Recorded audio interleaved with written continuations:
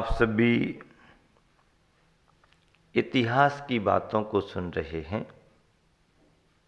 भारतीय इतिहास इसलिए भी याद किया जाता है कि यहाँ पर ऐसे ऐसे राष्ट्रभक्त और राष्ट्र रक्षक हुए हैं जिनसे हमारा भारत देश तो गौरवान्वित है ही, सारी दुनिया भी प्रेरणा ले रही है। गुरुवर आचार्य श्री कह रहे हैं, जैन इतिहास में दीवान अमरचंद जी एक ऐसे व्यक्ति हुए हैं।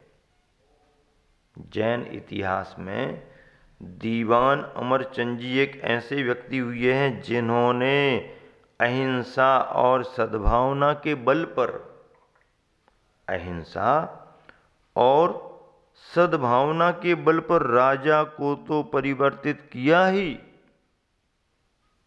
राजा को तो परिवर्तित किया ही, किंतु मांसाहारी सिंह के पिंजड़े में भी जाकर, मांसभक्षी मांसाहारी सिंह के पिंजड़े में भी जाकर उसे भी जलेबियां खिला दी। सिंह को जलेबियां खिलाई। सिंह जलेबी खाता क्या? सिंह तो इंसान को, जानवरों को खाता है, लेकिन उस क्रूर सिंह को भी जलेबियां खिला दी। किसने? दीवान अमरचंद ने। यह सत्य घटना है। यह सब अहिंसक भावना का प्रभाव है। ये सब क्या है? अहिंसक भावना का प्रभाव। बहुत बड़ी बात है। उनके अंदर अहिंसा की भावना कूट कूट करके भरी थी। राजा शिकार खेलता था, शिकार का शौकीन था, और किसी के कहने पर दीवान अमरचंद को भी ले जाने की बात कही।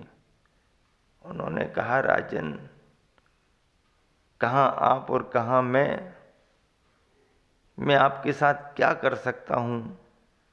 मैं चल करके क्या करूंगा वहां पर? नहीं, चलो, चलना पड़ेगा। और राजा अपने साथियों के साथ दीवान अमरचंद को भी जंगल में ले गया, सब घोड़े पर सवार। जैसे ही राजा को देखा, वन्य प्राणी यहां वहां भागने लगे, क्योंकि भावों को पकड़ने में, समझने में जानवरों को भी देरी नहीं लगती। राजा के मन में जानवरों को पकड़ने का, मारने का भाव था। राजा ने हिरणों के झुंड का पीछा किया। हिरण कुलाचें भर भर करके भागते रहे। राजा के घोड़े भी भागते रहे। बहुत निशाने लगाए, लेकिन हिरण पकड़ में नहीं आए। हिरणों का शिकार नहीं हुआ। ऐसी स्थिति में दीवान अमरचंद ने आवाज देकर के हिरणों को कहा, अरे हिरणों, रुक जाओ, भाग करके भी कहां जाओगे? पता नहीं क्या जादू हुआ।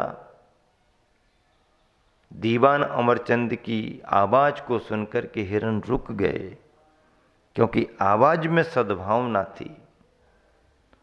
और दीवान अमरचंद कहते हैं हिरणों से कि हिरणों, रुक जाओ, भाग करके भी कहां जाओगे? जब तुम्हारा रक्षक ही भक्षक बन रहा है, जब तुम्हारा रक्षक यानी राजा ही भक्षक बन रहा है, मारने वाला बन रहा है, तो भाग करके भी तुम जाओगे कहां? हिरण रुक गए। राजा को बड़ा आश्चर्य हुआ। इतने फुर्तीले हिरण, छलांगे भर भर करके यहां वहां, पकड़ना मुश्किल, निशाने फेल हो रहे। और दीवान अमरचंद ने आवाज दी, सारे मृग रुक गए, ठहर गए। दीवान अमरचंद में कोई जादू है, कोई ताकत है। अरे भाई, तो अलग ही हो गया। हिरणों को वहां छोड़ दिया गया, राजा बिना शिकार के ही वापस आ गया। लेकिन कान भरने वाले भी लोग बहुत होते हैं, भड़काने वाले भी लोग बहुत होते हैं।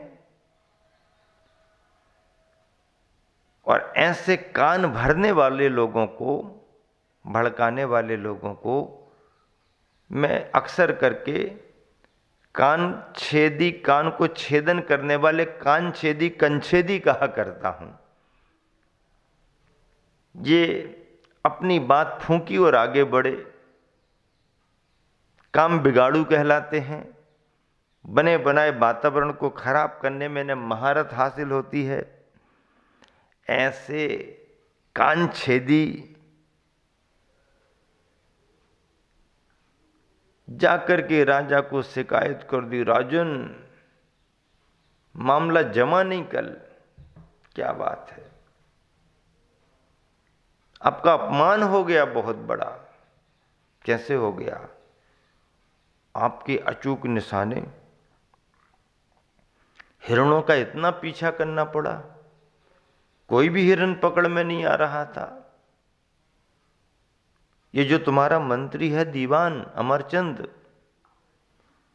सब गड़बड़ इसी ने किया। यही पहले मंत्र पढ़ता रहा, हिरण पकड़ में नहीं आए, निशाने फेल होते रहे। और इसी ने आवाज देकर के सारे हिरणों को रोक दिया। राजन, ये आपका अपमान है। यदि आपने ऐसे ही छोड़ दी सबको, तो आपकी बात कोई सुनेगा नहीं। अच्छा, ठीक है। राजन ने कहा, अरे इसमें क्या है?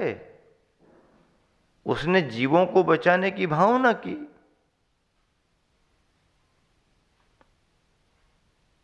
उसकी भावना से जानवर, हिरण रुक गए, इसमें उसका दोष क्या? नहीं राजन, तुम नहीं जानते, दीवान अमरचंद को दंड दिया जाना चाहिए। किस बात का दंड दिया जाए भाई? कुछ भी हो, मैं तो दंड नहीं दे सकता। कुछ ना कुछ तो करना चाहिए। यदि उसकी अहिंसा की ही भावना है तो उसकी परीक्षा भी लेना चाहिए। अच्छा, परीक्षा लेना चाहिए? हाँ, लेना चाहिए। चलो ठीक है, क्या परीक्षा ली जाए? और षड्यंत्र रचा गया, पिंजरे के अंदर शेर को रखो, दिन 2 दिन 4 दिन का भूखा शेर रखो, और दीवान अमरचंद से कहो कि जाओ, आप पिंजरे में शेर को कुछ खिला करके आओ। अब भूखे शेर के सामने कोई व्यक्ति कुछ लेकर के जाए तो क्या लेकर के जा रहे हैं शेर देखेगा क्या? इतना बड़ा जो जा रहा है उसे क्यों छोड़ेगा? क्योंकि वो तो भूखा है।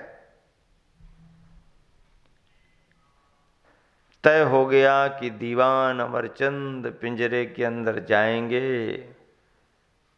और जलेबियां खिला करके आएंगे शेर को। अमरचंद के मन में धुक धुक होने लगी, संदेह होने लगा, ये कोई बहुत बड़े षड्यंत्र का हिस्सा है। क्या करूं? राजाज्ञा का उल्लंघन नहीं कर सकता हूं। और राजाज्ञा को मान करके दीवान अमरचंद 2-3 दिन के भूखे शेर के समक्ष जलेबियों का थाल लेकर के पहुंच गए। स्थिति कैसी बनी होगी विचार कर सकते हो आप। अंदर से कितना मन मजबूत किया होगा आप विचार कर सकते हो। अंदर से कितने बड़े साहस का भाव उन्होंने संजोया आप समझ सकते हो। जलेबियां लेकर के पिंजरे के सामने खड़े हो गए और कहने लगे, हे वनराज, मुझे मालूम है कि आप भूखे हो और आपके भोजन कराने की जवाबदारी मुझे ही दी गई है। आपको आवश्यकता है मैं जानता हूं और उसकी पूर्ति मुझे ही करना है ये भी मैं जानता हूं। निवेदन मेरा इतना है कि केवल आपको पेट की भूख ही मिटानी है तो मैं जलेबियों से भरा थाल लेकर के आया हूं। आप इन्हें प्रेम से ग्रहण कर सकते हैं और यदि जलेबियां नहीं खाना तो मैं स्वयं आपके समक्ष रहूंगा। चुनना आपको है, आपका पेट भरे ये मेरी भावना है, लेकिन यदि मीठी मीठी जलेबियों से भर जाता है तो एक इंसान की हिंसा हत्या करने की जरूरत क्या है। सिंह भी संगी पंचेंद्री मन वाला था, कानों से उसने सारी बात सुनी, विचारों ने मंथन किया, विचारों में उथल पुथल मची। कुछ समय बीतते ही दीवान अमरचंद जलेबियों से भरा थाल लेकर के पिंजरे के अंदर प्रवेश करते हैं। शेर गुर्राता है, भूखा शेर और ज्यादा गुर्राता है। कुछ सोचे कुछ करे कि उसके पहले ही दीवान अमरचंद ने विनम्र निवेदन किया, वनराज, मैं तुम्हारे सामने हूं, क्षुधा निवृत्ति के लिए मिष्ट जलेबियां लाया हूं, आप इन्हें ग्रहण करें। और थाल को आगे बढ़ाया। सिंह ने दीवान अमरचंद को भी देखा और जलेबियों के थाल को भी देखा। इतिहास कहता है कि दीवान अमरचंद की करुणा भावना का, सद्भावना का ये प्रभाव पड़ा कि सिंह के परिणाम भी बदल गए और सामने खड़े होने के बावजूद भी दीवान अमरचंद का उसने कुछ बिगाड़ नहीं किया, बल्कि जलेबियां खा करके शांत भाव से जाकर के बैठ गया और दीवान अमरचंद अपनी खाली थाली लेकर के पिंजरे से बाहर आ गए। और फिर सिंहासन पर बैठते हुए भी बिना तलवार के शासन किया और फिर सिंहासन पर बैठते हुए भी बिना तलवार के शासन किया। मतलब फिर उसने तलवार को नहीं उठाया और बिना तलवार के ही उसने अपनी सत्ता को संभाला, शासन को संभाला। बहुत बड़ी बात है। गुरुवर आचार्य श्री दोहे में कह रहे हैं, कंचन पावन आज पर कल खानों में वास। कल तक तो खानों में खदानों में पड़े थे, आज कंचन पावन दिख रहा है। कंचन पावन आज पर कल खानों में वास, सुनो अपावन चिर रहा। सुनो सुनो, सभी जन सुनो, ध्यान से सुनो, सुनो सुनो। क्या कह रहे हैं गुरुवर? सुनो, अपावन चिर रहा। चिर से अपावन रहा। क्या अपावन रहा? हम सब का इतिहास। हम सब का इतिहास चिर से यानी चिरकाल से अपावन ही रहा है।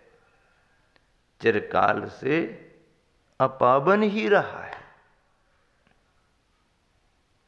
कंचन पावन आज, आज भले ही पवित्रता पावनता दिखाई दे रही है, पर कल तो खानों में पड़े हुए थे, और खानों में यदि कोई पड़ा हो तो पवित्र नहीं माना जाता है। कंचन पावन आज, पर कल खानों में बास। सुनो अपावन चिर रहा हम सब का इतिहास। हम सब का इतिहास अपावन ही रहा है। अगला बोध वाक्य है, सम्राट अशोक के शिलालेखों से भी विदित है कि सम्राट अशोक के शिलालेखों से भी विदित है कि उसका जीवन दयावान, न्यायप्रिय और काफी धार्मिक रहा है। उसका जीवन दयावान, न्यायप्रिय और काफी धार्मिक रहा है। उसने अहिंसा, प्रेम, आत्मीयता, परोपकार और भाईचारे पर काफी जोर दिया है। उस सम्राट ने, शासक ने, यानी सम्राट अशोक ने अहिंसा, प्रेम, आत्मीयता, परोपकार और भाईचारे पर काफी जोर दिया है। ये ऐसे धार्मिक बिंदु हैं जिन सभी बिंदुओं में करुणा और अहिंसा का संबंध है। कितनी बड़ी बात कही। सम्राट अशोक भी धार्मिक भावना को लेकर के था, इसलिए उसने अहिंसा पर जोर दिया, प्रेम पर जोर दिया, आत्मीयता पर जोर दिया, परोपकार और भाईचारे पर भी जोर दिया। वसुधैव कुटुंबकम, सभी को लेकर के आगे बढ़ो। प्रेम और अहिंसा, भाईचारा और आत्मीयता, इन सिद्धांतों का सम्राट अशोक ने अच्छे से विस्तार किया। समय हो गया है, इसी शुभ भावना से विराम देता हूं। महावीर।